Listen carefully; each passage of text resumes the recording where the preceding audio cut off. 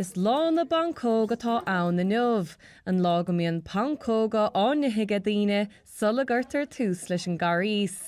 Is inniu lá na bPancóg, fadó rinne daoine trosca, dearadh siad os bia cosúil le bainne, uibheacha agus siúcra le linn an carís. Tá sé an spríal is sprálam a bheith ag olbhú na bPancóga agus a gcéad freisin.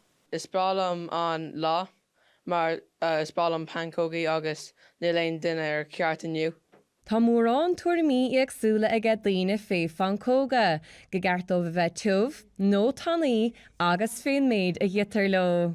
Is maithlam bPancóga rara agus bPancóga tannaí, mar gotá siad mar an ggéine písbeag. Is maithlam bPancóga tannaí mar níl siad ro mhór.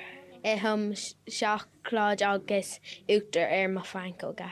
Cuireann mé seachláid nó siúcra agus lemáid ar má bPancóga.